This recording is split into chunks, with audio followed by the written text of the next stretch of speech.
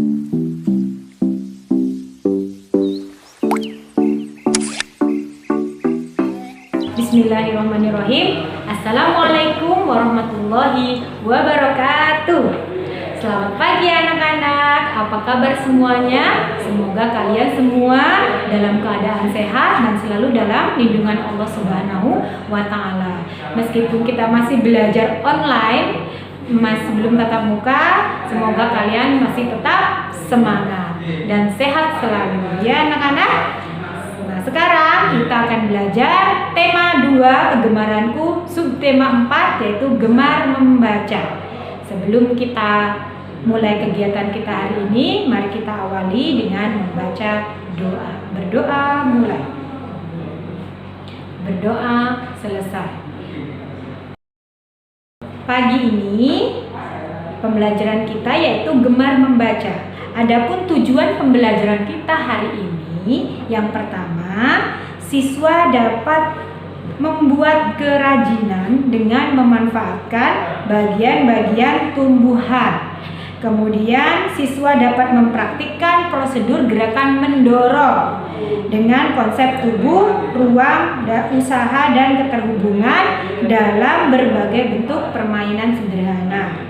Kemudian siswa mampu mengidentifikasi kosakata dengan jumlah suku kata yang bervariasi dengan tertib, dan yang terakhir yaitu siswa mampu melengkapi bilangan berdasarkan pola tertentu dengan tepat.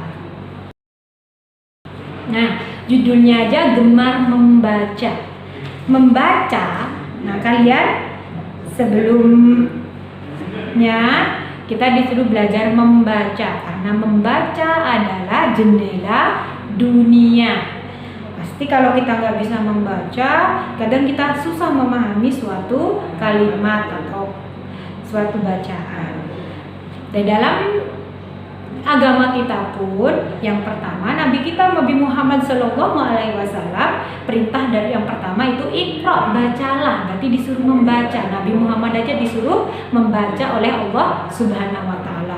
Apalagi kita harus rajin-rajin membaca, baik itu membaca buku maupun membaca situasi di luar. Walaupun tanpa membaca buku, tapi misal kita melihat angin atau apa, itu juga termasuk membaca. Ya anak-anak. Nah, biasanya kalau kita membaca itu ada ruangannya, ada ruangan namanya perpustakaan. Tempat kita membaca itu namanya perpustakaan. Sudah pernah ke perpustakaan belum anak-anak? Waktu TK pernah belum? Nah, kayaknya belum ya. Kalau di TK mungkin namanya ruang baca. Nah, kalau di sekolah kita SD sudah ada perpustakaan. Di perpustakaan itu, perpustakaan di situ ada banyak sekali buku ya, baik itu majalah, koran, buku pelajaran, ada buku sejarah dan banyak buku-buku yang lainnya.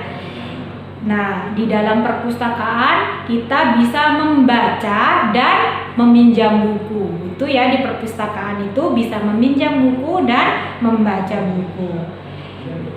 Kita ke perpustakaan pun ada aturannya anak-anak. Jadi tidak sembarangan kita di perpustakaan. Di perpustakaan itu yang pertama aturan yang harus kita taati di perpustakaan yaitu 1, tidak boleh berbicara atau tidak boleh berisik di ruang perpustakaan. Kemudian yang kedua, tidak boleh makan dan minum di perpustakaan. Kemudian tidak boleh bertengkar juga di perpustakaan.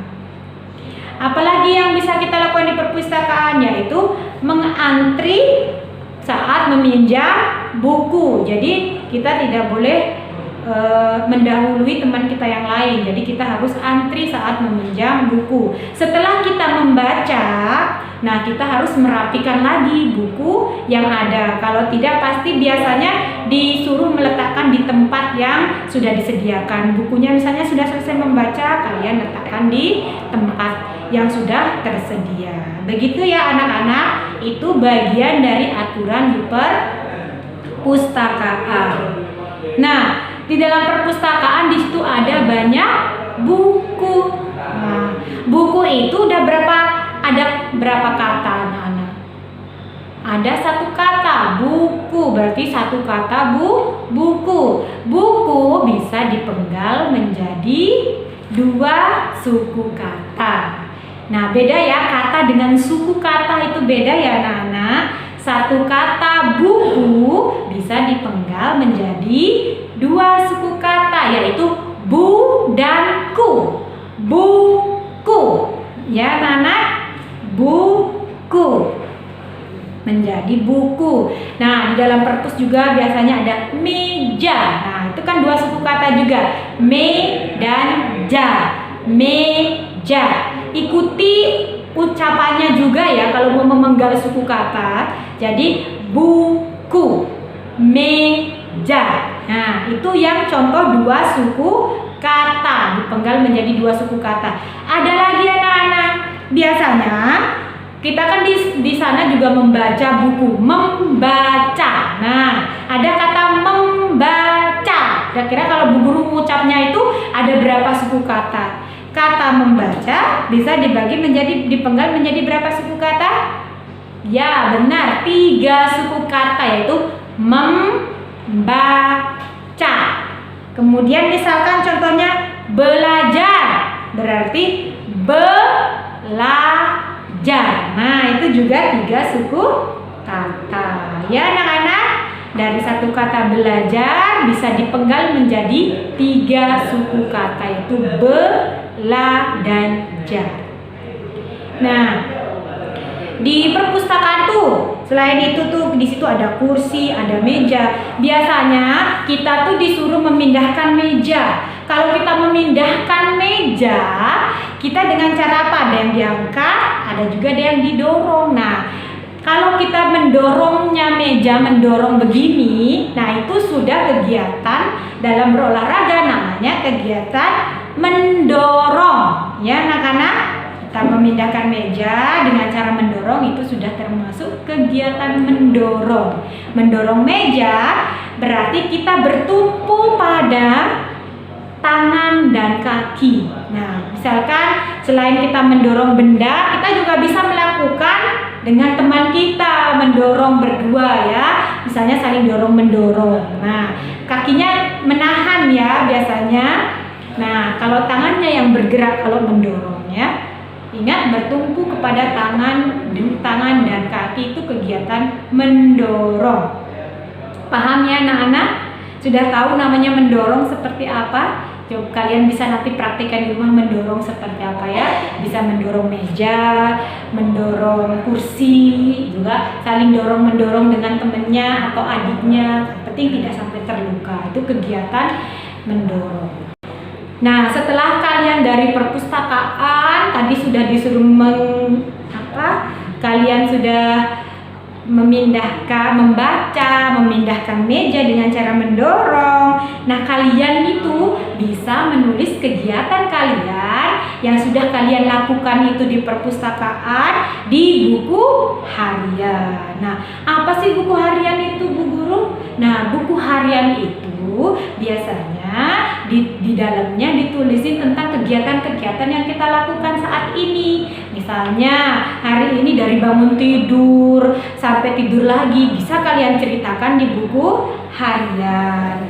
Nah, bisa juga menceritakan kegiatan kalian di sekolah. Tadi ngapain? Tadi di perpustakaan melakukan kegiatan apa saja? Kalian bisa tuliskan di buku harian kalian. Nah, buku harian kalian biar bagus, biasanya kan kalau buku harian itu terdiri dari seperti buku, bentuknya seperti buku. Kalian bisa juga menghias buku harian kalian dengan sebuah kartu kata, ya anak-anak, bisa dihias di depannya dengan kartu kata. Kartu kata kalian bisa membuat kartu kata dengan cara kita siapkan alat dan bahannya ya anak-anak. Ada di buku paket halaman 156 alat dan bahan yang kalian butuhkan dalam membuat kartu kata. Ya, yang pertama karton dengan ukuran 15 x 10 cm. Mungkin kalau mau lebih besar sedikit atau lebih kecil sedikit ya tidak apa-apa juga ya. Tapi ukuran di dalam buku itu 15 kali 10 cm. Kemudian ada gunting, ada spidol, lem, hiasan daun-daun kering dan atau gambar-gambar yang lainnya. Biasanya kan dibuat kartu kata hiasannya daun kering. Nah, kemudian cara membuatnya pun sudah ada di dalam buku halaman 156. Kalian bisa baca ya. Yang pertama, ukurlah karton sesuai ukuran yang ditentukan. Kemudian digunting kartonnya yang sudah diukur. Nah, kemudian tulislah kata pada karton. Misalkan boleh kalian nulis nama kalian.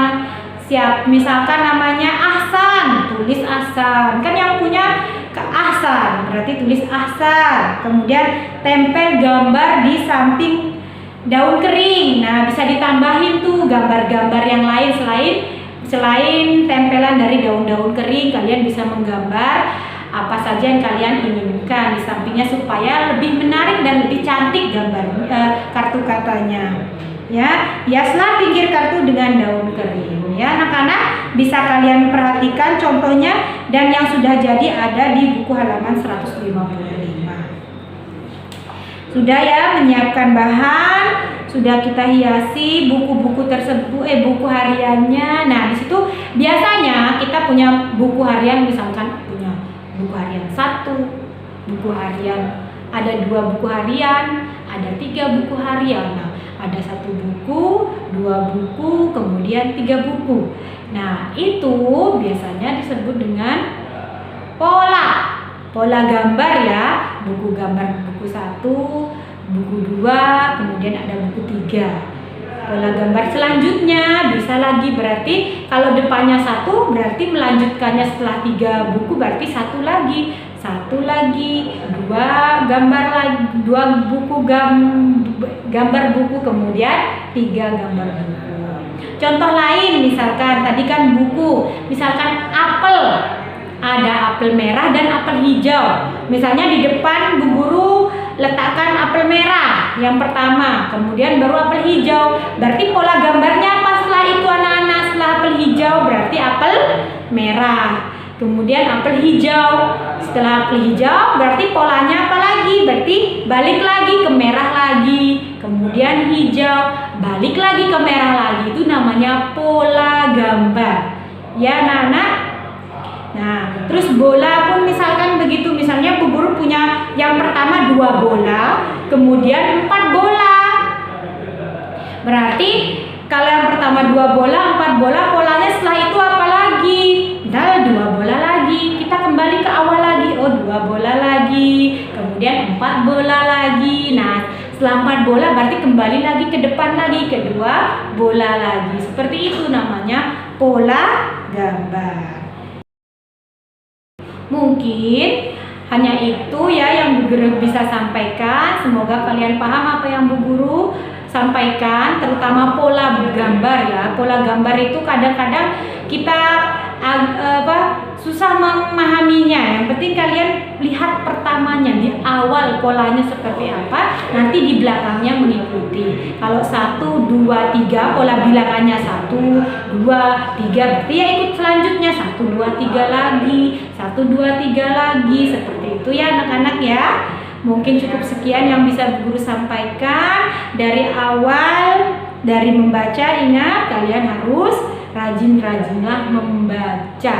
Karena membaca itu jendela dunia. Kalau kita ingin tahu sesuatu yang banyak tentang dunia ini, ingin menguasai dunia ini, yang pertama kalian harus pintar, rajin membaca. Ya, ingin dikenal oleh orang banyak, menjadi orang hebat, yang pertama adalah membaca. Seperti apa? Seperti yang Allah juga perintahkan kepada Nabi kita, itu bacalah, Iqra. Ya, kemudian tadi kalian sudah bisa memenggal beberapa suku kata dari 1 kata menjadi pemenggalannya menjadi 2 kata, ada yang 1 kata menjadi 3 kata. Ingat disesuaikan dengan pengucapannya ya. Membaca nanti ada 3. Ya anak-anak.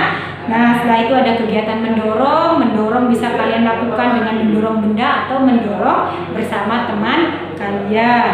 Setelah itu kalian bisa menulis kegiatan-kegiatan apa yang kalian lakukan di buku harian kalian, dan membuat hiasan dengan membuat kartu kata ya, membuat kartu kata dengan berbagai hiasan daun kering. Yang terakhir yaitu tentang pola bilang, pola gambar, maksudnya pola gambar apel merah, apel hijau, apel merah dan apel hijau. Ya, baik, terima kasih anak-anak.